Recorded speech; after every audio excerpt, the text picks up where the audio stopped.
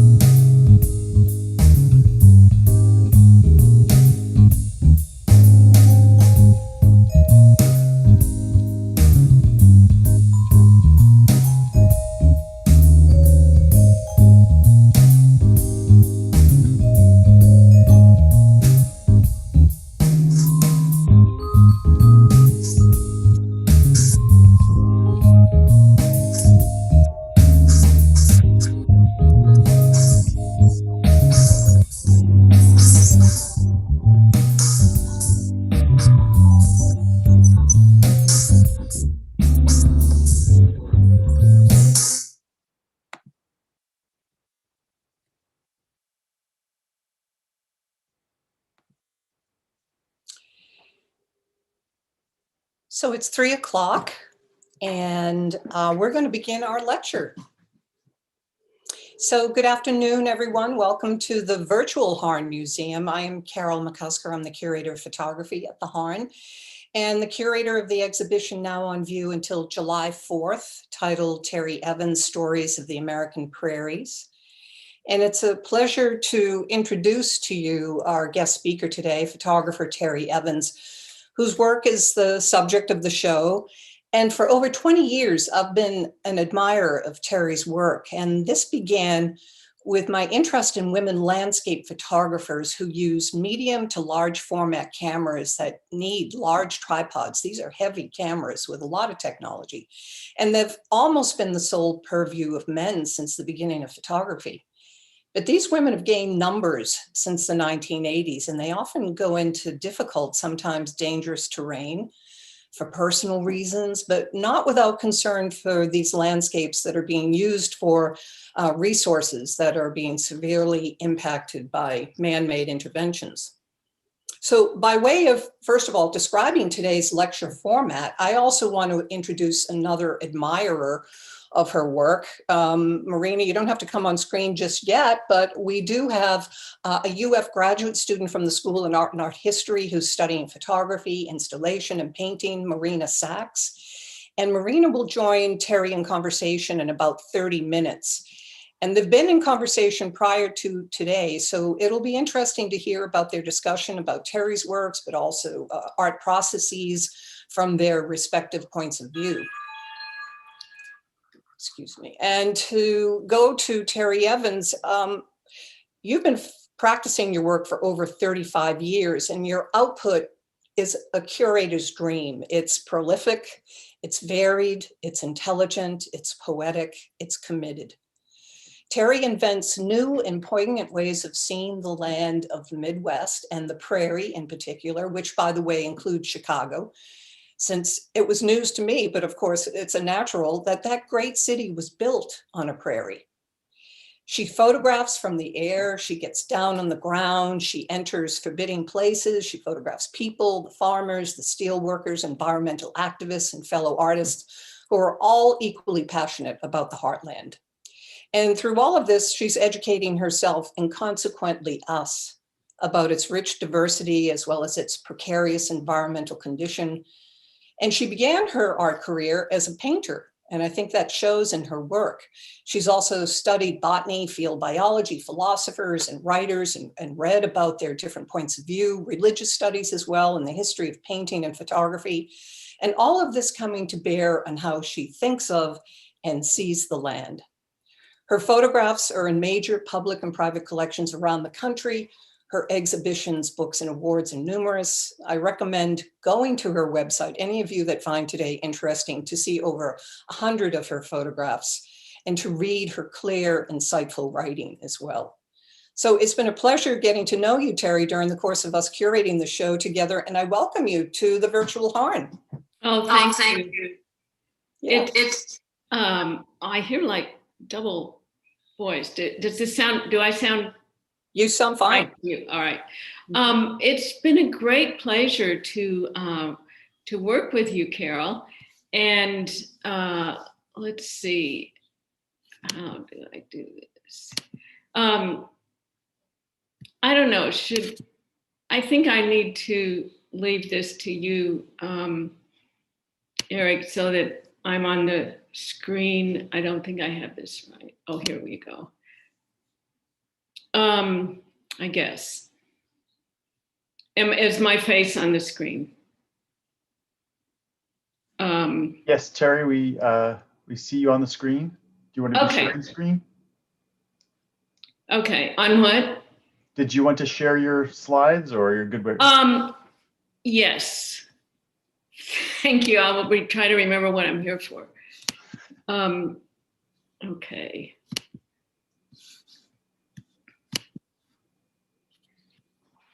That's looking good. Yeah. Okay.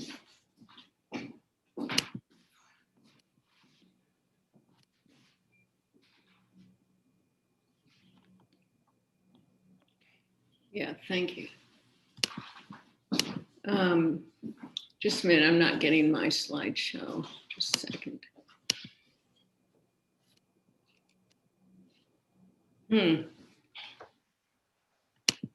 Sorry, I'm trying to get to the slideshow and it's not doing it.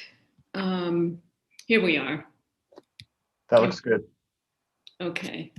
All right, so let's pretend like we're just now starting and I didn't have all those little glitches. So I want to talk to you about a few things today. And one of them is what a pleasure it has been to work with Carol McCusker on this exhibition, because it was such a compliment to me that she took such a serious interest in my work and invited me to do this show and did extensive research on my work. There is one mistake she made in the introduction, which I maybe shouldn't even confess, but I've actually been working for 50 years, not 35 years. But I wanted to mention that because I did start looking at the Prairie back in 1978, after I had already been doing more social documentary work for about 10 years. So this is the image that Carol starts with. I've made the sequence of this presentation in the same order that Carol has installed the photographs in the galleries.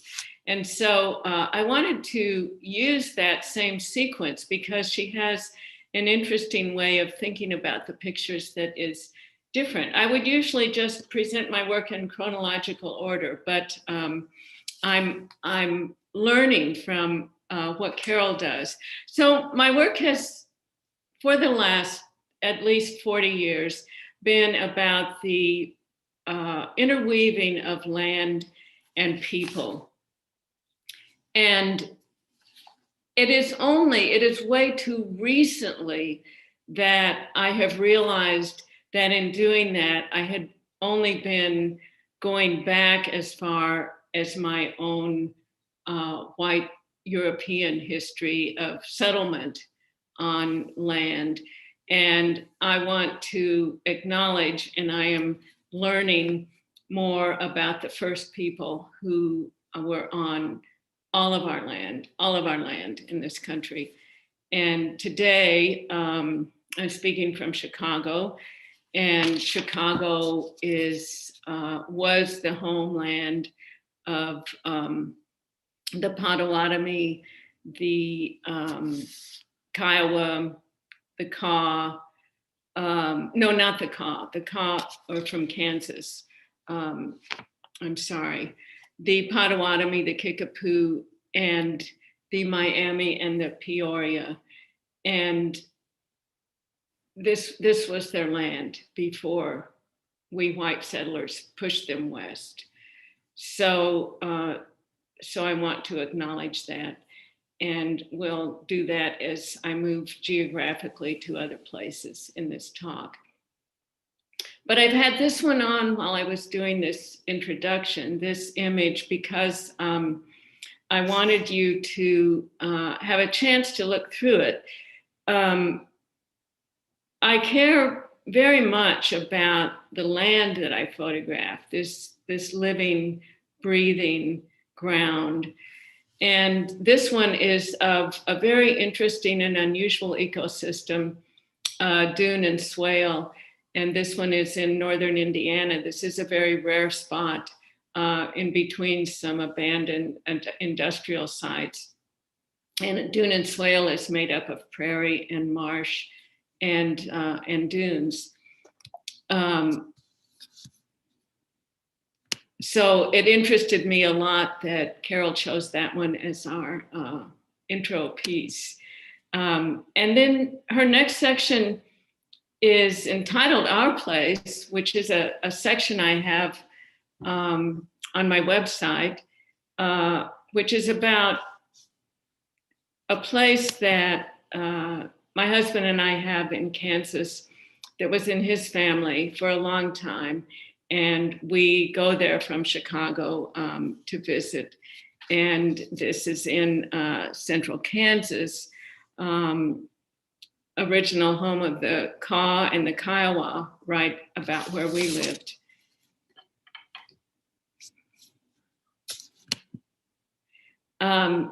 So that section, as Carol has installed it, is not just about our place, but it is about Kansas. And this is my good friend Toots, who often accompanied me when I went to photograph in the tiny town of Matfield Green, Kansas, in Chase County. And I really loved this picture of her. She had taken me up to show me what she thought was a good viewpoint from which to photograph. But when we got there, and as I was getting out of the car, I looked back and I thought, she looked so beautiful. This is near Salina, this terrace plowing, which is a kind of conservation plowing, as I'm sure you know. And this, this beautiful red horse that belonged to a friend in Matfield Green, Kansas.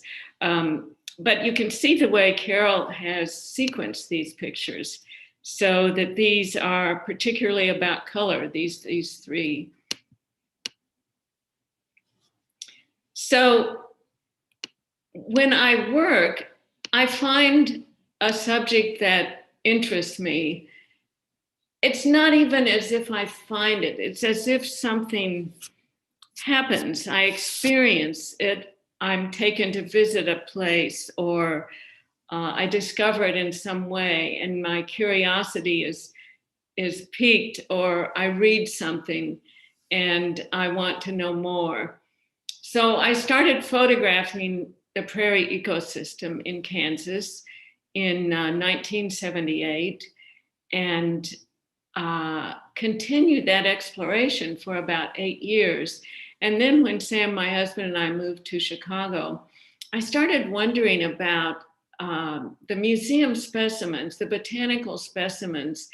And right down the street from us, not right down the street, but a 10-minute drive down the street, was the Field Museum of Natural History, which was a wonderful, wonderful place to discover. And I started working in the botanical stacks and photographing botanical specimens. Then I went to Washington, D.C. and did some in the Smithsonian Museum of Natural History, which is what this one is from. So these specimens show a great deal of care and efforts to bring back the information and preserve specimens, to take them out of context. When the first people were living in this land, they were learning the names, they were learning the medicinal uses of the plants. They were using them and honoring them in a variety of ways. When we came, these plants were foreign to us. So we collected them and we began to understand them that way. And in the 19th century, especially in the mid-19th century, it was not at all unusual for a person to know all the plants in their particular area. And this is a little book that my friend Wes Jackson had found in the little half-abandoned town of Matfield Green. And I did a lot of detective work to find out who this person was. His name was Anton Olson. And I finally discovered that he had been a student at Kansas State University. And this was an assignment in his botany class to make this book of botanical specimens in 1886. And it's very beautiful. And for me, one of the most beautiful parts is the ghost image on the facing page that is simply formed because of this book being shut for so many years. This is a little prairie in central Illinois. And I want to tell you about these collage type images, as the first one came from the same series, which is a series I have called Ancient Prairies. But this is a small 1 acre piece of prairie that is maintained by the man who owns this, this little spot that is between some railroad tracks and a road. And he carefully burns that spot every year as a prairie conservation practice. And, but there's one coming up that I want to tell you a little more about my process. In, let's see, in the mid 1990s, I did a project because of a fellowship I had received. I tried to photograph the prairie to its ecological boundaries, the mixed grass prairie. We have the tallgrass prairie on the eastern edge of the prairie ecosystems, and then in the middle, the mixed grass prairie and the tallgrass prairie. So at that time, I lived in Kansas, and I wanted to explore to the boundaries of the mixed grass prairie aerially. And this is one of my favorite pictures from, this is east of Crosby, North Dakota. And this church, if you could see this print as a real print, you would see that there's little blue windows, and you feel like you could walk into the coolness of that little church. And indeed, there was a story about that church in a local paper, because this was included in an exhibition at the Smithsonian Museum of Natural History. And so two women who were working to maintain and take care of that church wrote to me. So this aerial perspective had brought me right down to the very people who had used that church. It makes me feel that the aerial perspective can be a human scale. This is the one I want to talk to you about that's part of this Ancient Prairie series. This is a bur oak that exists on the south side of Chicago, only about 15 minutes from where I live now. And it's in Jackson Park. And I spent, I think, 2 months. I think I made about 15 visits to this tree to photograph it. This tree is 300 years old, and it sits on a place called, it's a lagoon. It's called the Wooded Island, and it's a lagoon that was designed by Frederick Law Olmsted for the Columbian Exposition in 1891. So think of it. That tree was already almost 150 years old when Olmsted changed the geography. The tree originally existed in the ecosystem of oak savanna, which is a combination of prairie and bur oaks. The bur oaks were able to withstand the prairie fires that would sweep through. So I love this tree, and I go to visit it often, and I've made a picture, a different one for each season, and then a few more besides that. You can see the fire down in the left-hand corner, which is a burning that happened in the spring, an intentional burning. So I didn't only photograph plant specimens at the Field Museum. I also photographed birds and animals. And this swan particularly affected me because in order to understand the creatures that were collected, they had to be killed. And so that tension was constantly with me, this idea of killing it, but then preserving it with such care that we could understand the information. And a specimen is never collected unless there are enough left that it doesn't threaten the population of the species. So this is a swan from North Dakota, and I like the way it's wrapped. like a shroud. This one is one of my favorites. It's hanging in our living room. I love this. Steel and Petcoke is Carol's next section.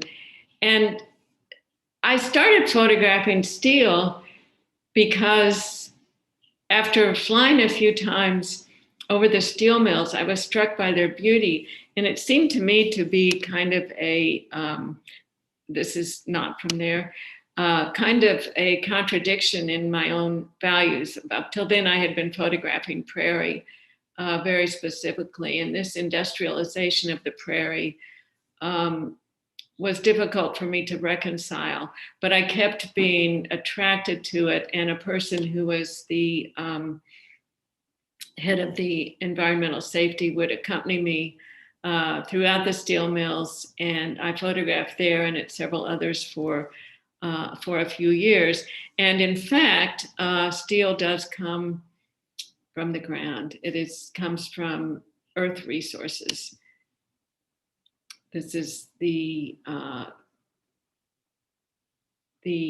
slag furnace. But this is a different kind of picture. This is petroleum coke that is stored on the southeast side of Chicago.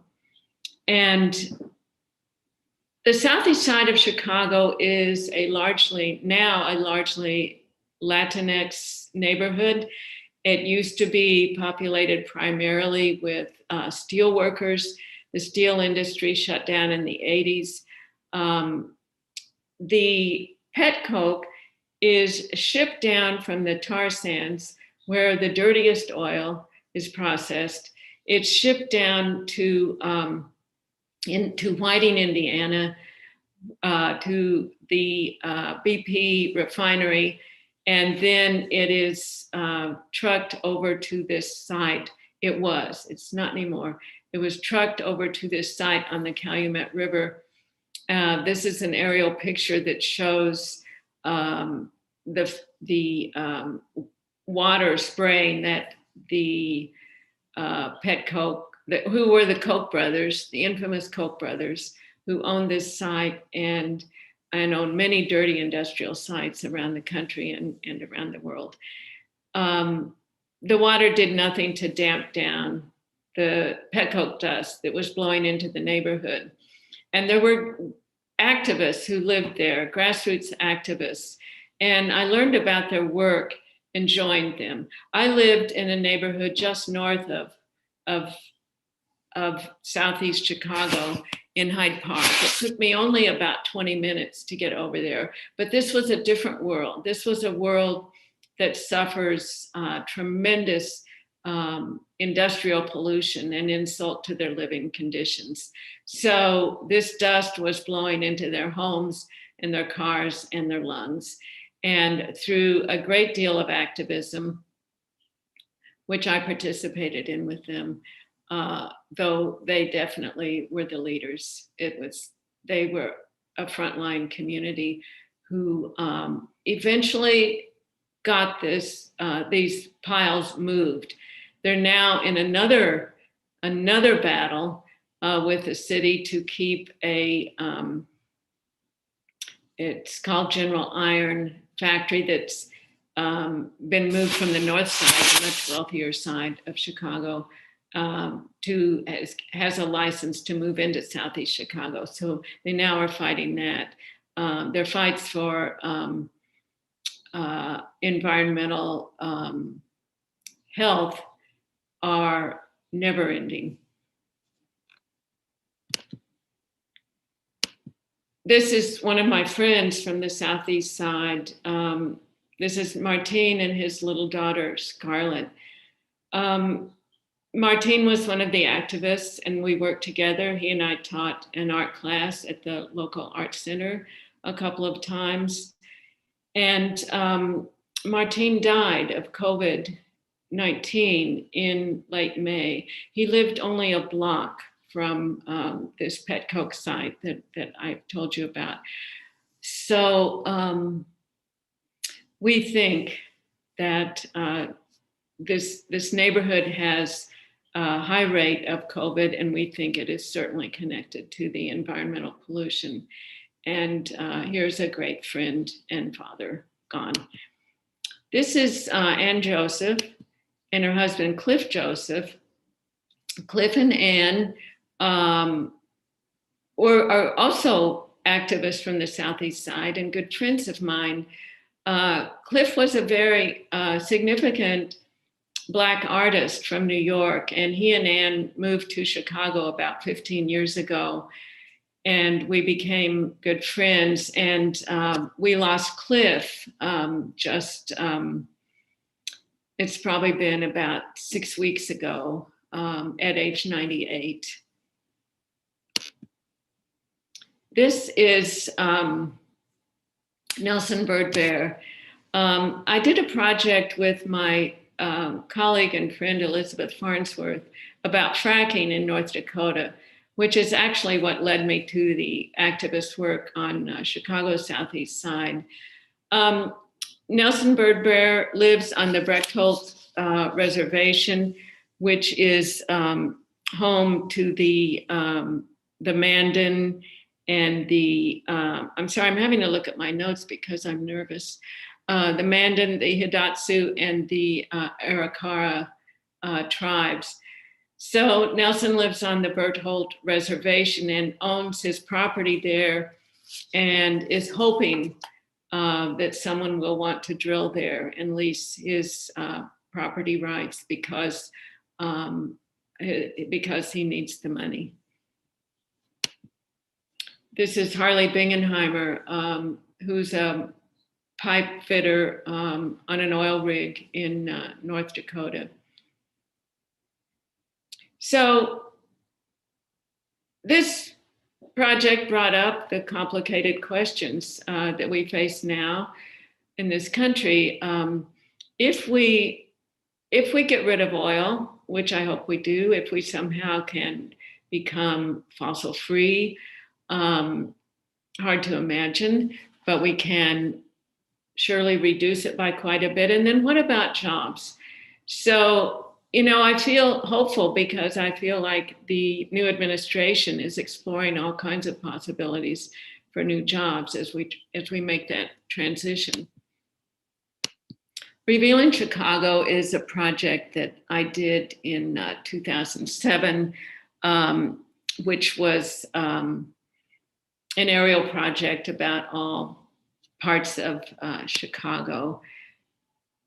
That was from the earlier one. Some of the pictures were not actually aerial from a helicopter, as most of them were. This at the Henry Horner Homes. This one of the Chicago Metropolitan Correctional Institute. I'm always looking in my work for, I'm always noticing form and color. Practically everything I learned as an artist. I think I was born an artist. I've always loved to draw, and it's always been what I could do. So in this one, for example, I really love these pale turquoise and the red, and then the colors of this slag piled up. So in some ways it's an ugly picture, but it does describe the steel process.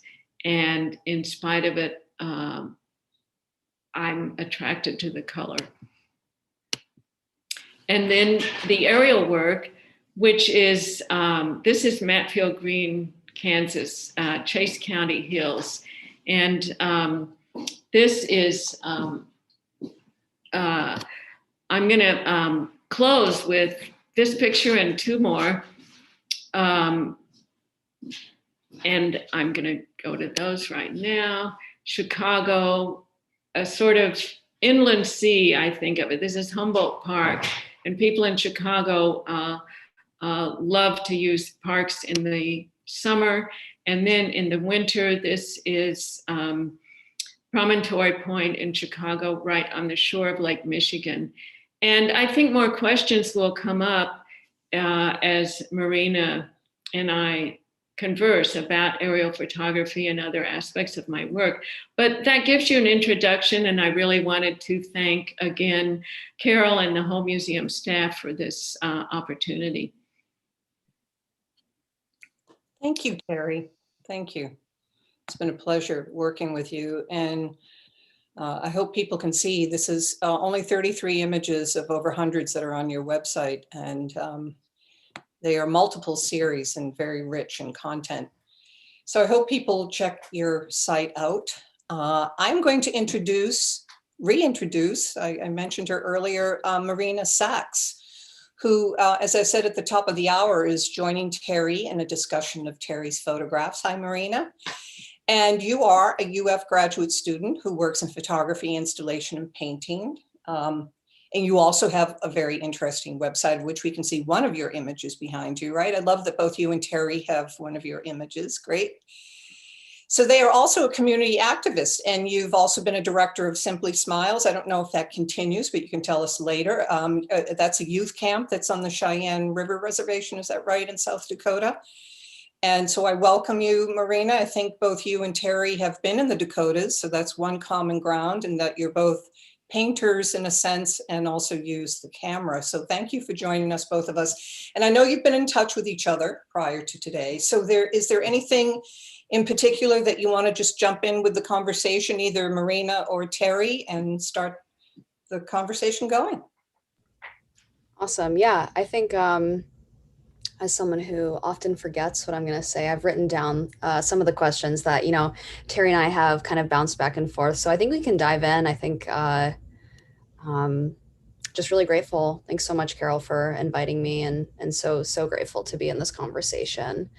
I feel like your introduction just kind of segues nicely into the first question that I'm hoping to dialogue with Terry about.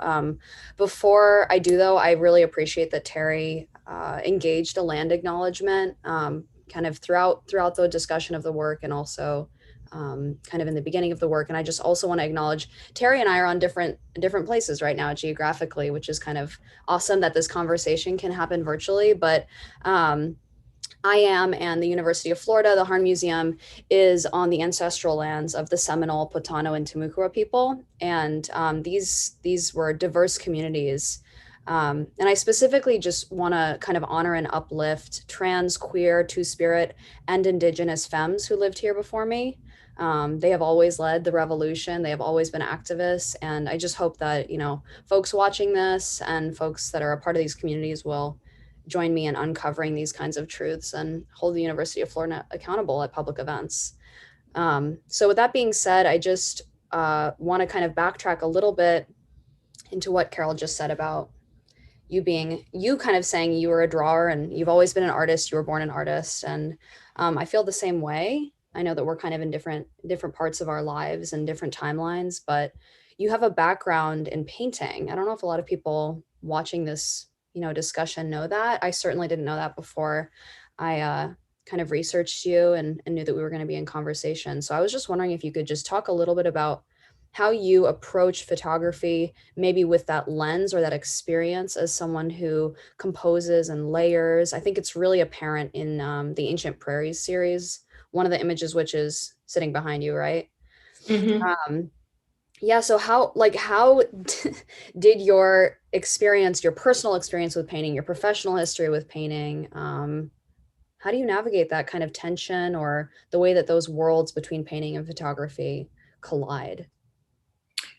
When I was in 7th grade, I had an art class, and we went outside the school. This was in Kansas City, and we went to a block nearby, and we were using watercolors. And my teacher looked over my shoulder, and she said, "Do you see those shadows? You're not putting the shadows in. The shadows are part of the whole picture." There were tree shadows cast on the ground. And when I started putting the shadows in, I realized that that the whole frame was a kind of design with all these parts that interrelated. And it was the first time I had ever been able to move away from seeing there's this tree growing here and there's this sidewalk over here. And suddenly I saw the whole thing as one thing with interrelated parts. And I have to say that at age 12 or whatever that was, it was life-changing for me about how to see. And I think for me, both photography and painting have always been about seeing. And another big influence on me was my favorite art teacher in college, Peter Thompson. And he talked to me about space in a picture. So I have this very modernist background of understanding space and color on a two-dimensional surface and how that works. And so photography is sort of the opposite of that. And because photography is, by the nature and structure of a lens, is we are looking into the distance and receding into the one linear one-point perspective.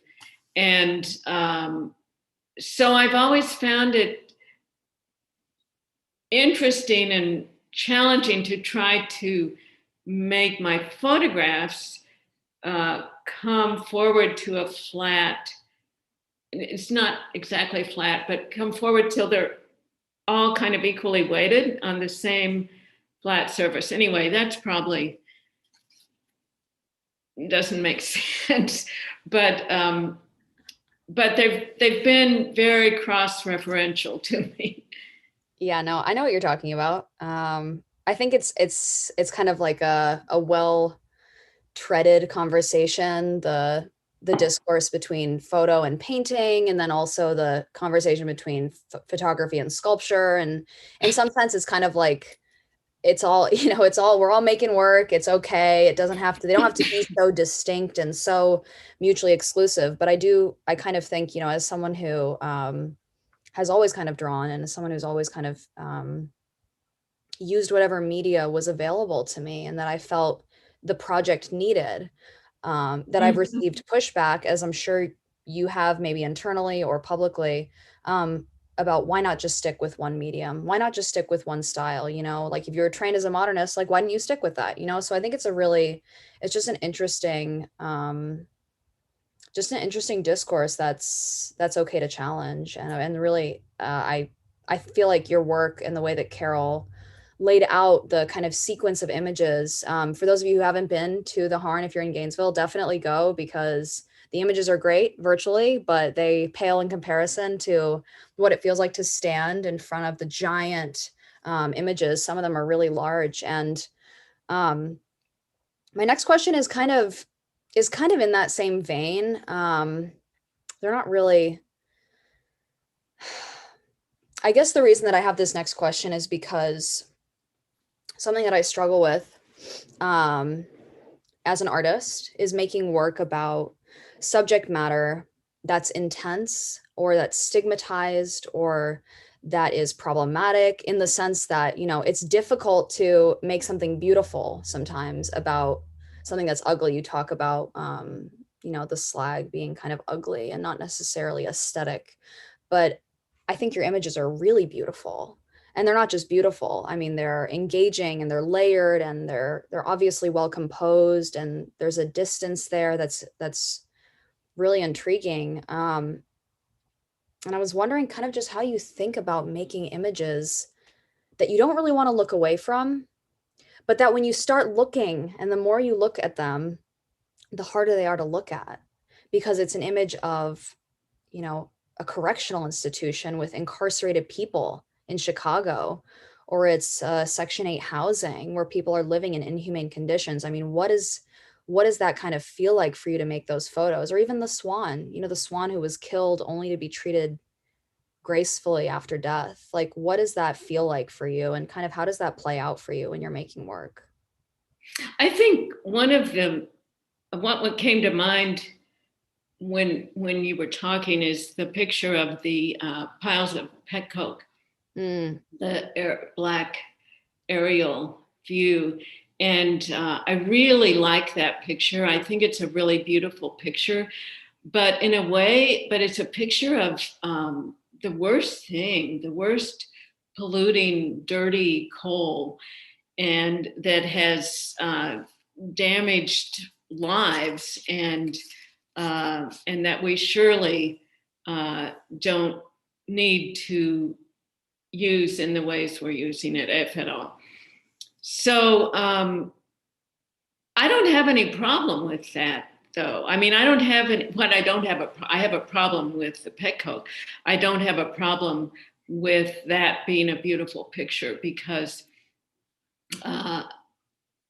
that's what attracts me, is beauty. If I can get an image that is well organized and that looks beautiful, won't it then communicate more than if it weren't? And so I try to, every image that I like, every photograph that I like, that I make, is, I think I enjoy looking at. I don't know if that's answers the question, but I feel like when it's, doesn't a writer who is writing about a horrific problem try to write it as eloquently as possible? I hope they do. I think they do. Those are the things I read, not the ones that are poorly written. And so I try to make my pictures as eloquent as possible. Yeah.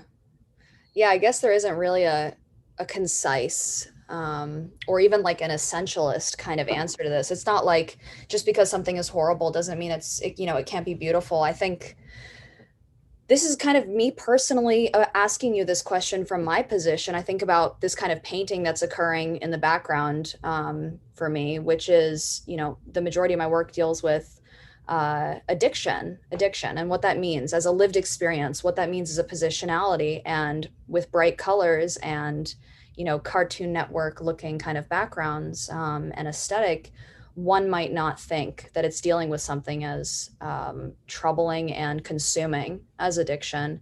And so when I think about the images of your friends, of the activists and people that you organize with, I would say, of course, the intent is to represent them as eloquently as possible. I think it just gets a little more muddy when it comes to something that's being extracted from the ground, that's giving people respiratory issues.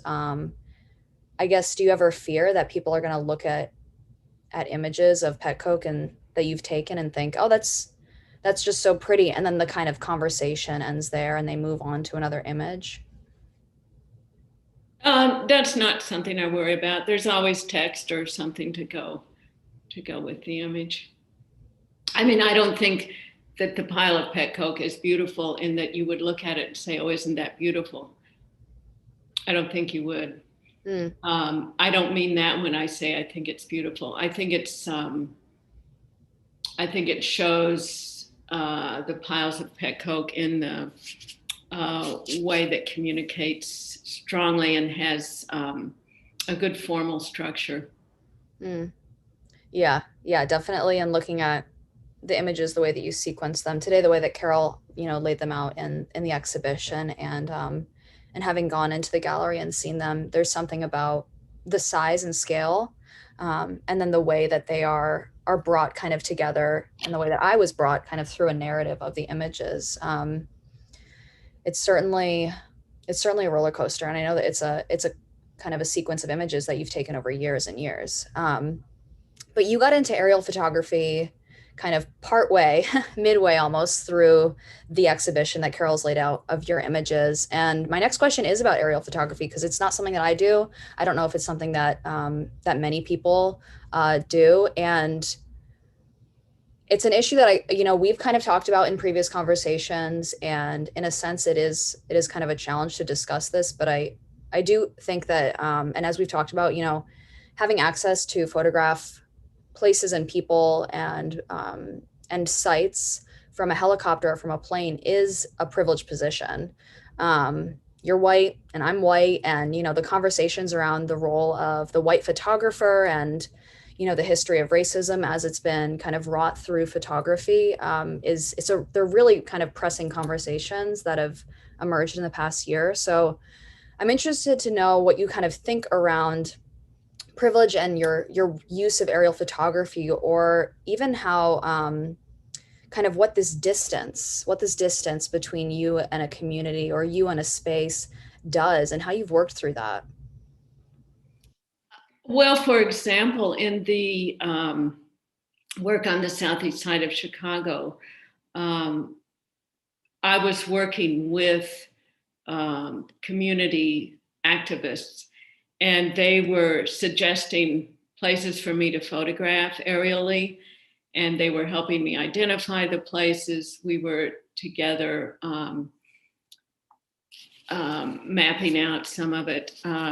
This was not separate from their work. This was part of their work. And so I don't feel that kind of separation that you mentioned. In everything I do, there is both the aerial perspective and the ground perspective.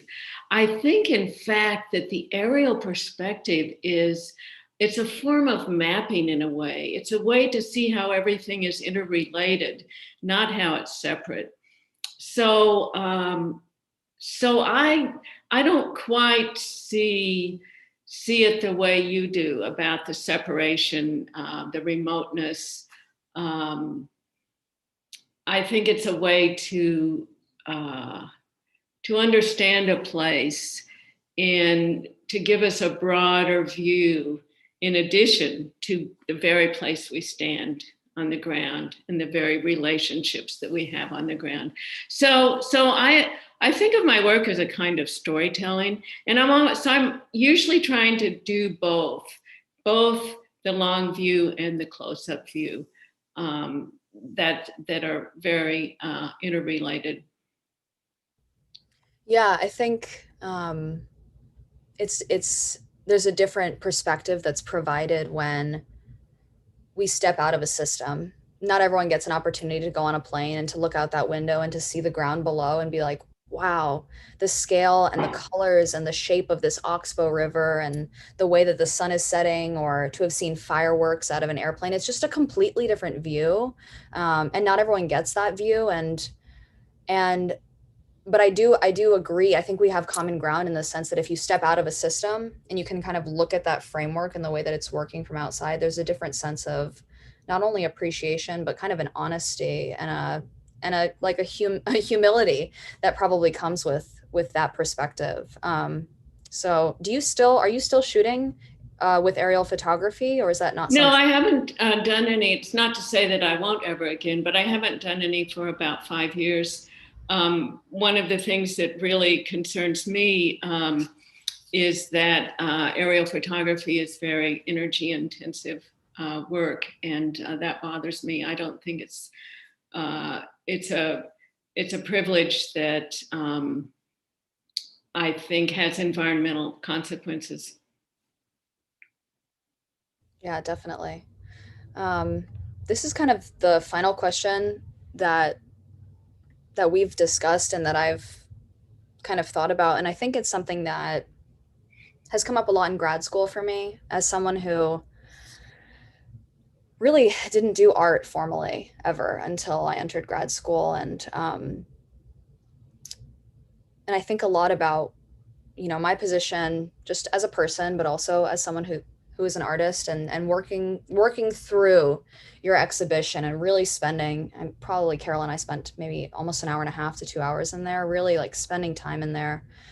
And in some part, I'm like, okay, obviously this is, you know, there's elements here of your studio practice. There's elements here of the archive. And I think a lot of artists revolve their whole career around not necessarily the ego, but certainly the self and selfhood.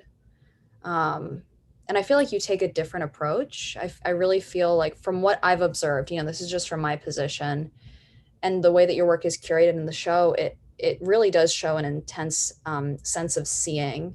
You mentioned that at the beginning, you know, that you're your kind of connection between painting and photography is to see.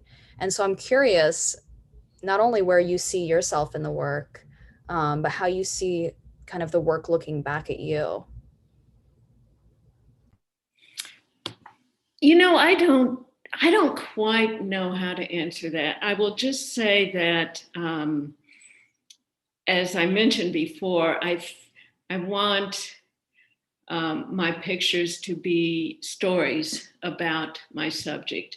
Carol and I talked a long time about a good title for this show, and I really like the title that we settled on, Stories of the American Prairie.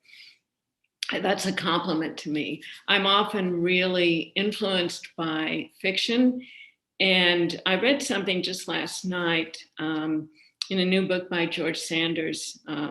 The book's A Swim in the Pond in the Rain. And he says, what a story is about is to be found in the curiosity it creates in us, which is a form of caring. And that makes a lot of sense to me, because it's curiosity that drives me. I want to learn about the subjects, and it's also caring. And so it's that curiosity and caring that keeps propelling me forward. That's what I have to say. Yeah, I mean, you and I are in very different places in our lives as artists. I don't even know if I'm an emerging artist. I might be pre-emergent, and you're certainly established. And so this question also kind of comes as an acknowledgement of the different positions that we have, where I'm like, wow, Terry Evans is in a position that I kind of not only want to be in a sense, you know, as an established photographer, but has a certain knowledge that I just haven't acquired yet, because I haven't gone through what you've gone through. So it is a selfish question in a sense, because I want to know how you think about your work. I mean, to see your work in an exhibition of many exhibitions that you've seen. Have you been to the physical space at the Harn? No, the pandemic has prevented me from seeing this wonderful show. Wow. So that's an interesting, I mean, not that we need to end on that note, but I know that we're kind of coming close to the end of this section, but what an interesting thing, because of this pandemic, that I've seen the work physically laid out. You've obviously made the work and you know, seen the frames and seen the images. You have them behind you and in your living room, but not the physical exhibition. So that's just, I don't know, that's just so interesting that we're here. And thank you. I hope that these questions were helpful. Oh, thank you. Thank you. Yeah. It's a pleasure to meet you, Marina. Yeah, I'm really grateful to be here. Thank you so much. So can I jump in? Because we still have a few more minutes. I don't know if anybody in our audience wants to put a question to the chat box, but can I just ask both of you a question? Because I loved your questions. I loved listening to your answers, and I wanted to jump in many times and say something. But I feel like all art is about the artist, you know, whether it's self-portraiture or some kind of, you know, very obviously self-referential kind of portraiture or environment. But that, you know, for me, the best art extends something very powerful to the viewer, where they actually can somehow complete the work. And not just by saying, oh, I know that, or I identify with that, but for someone to actually say, I didn't know that, or to just say, wow, to gasp at something.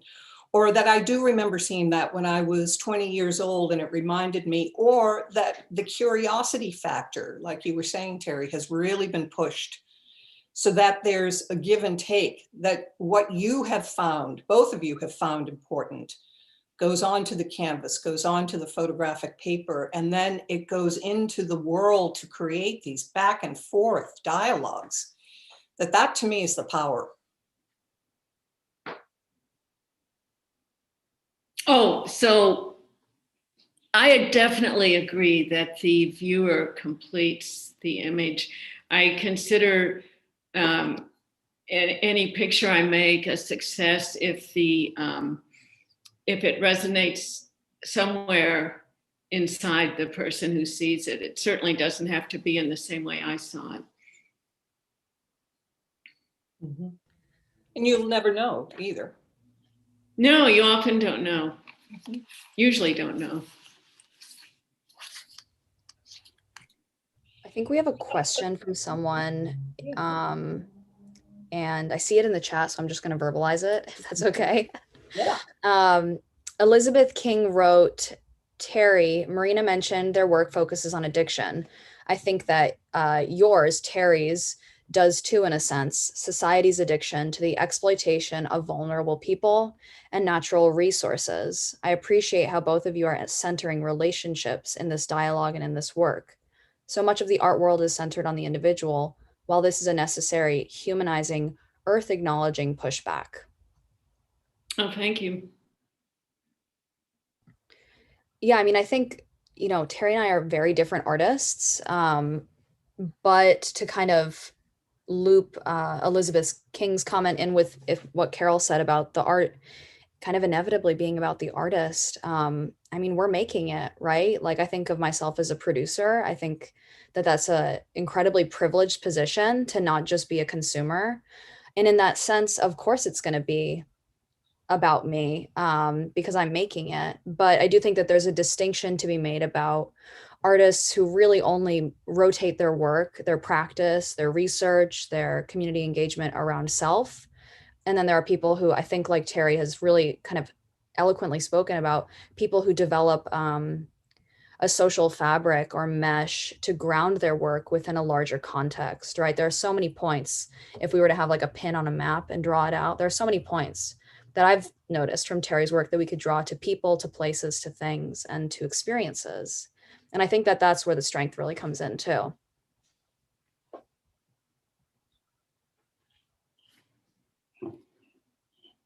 Do you want me to, I can keep asking the questions if that works. Okay.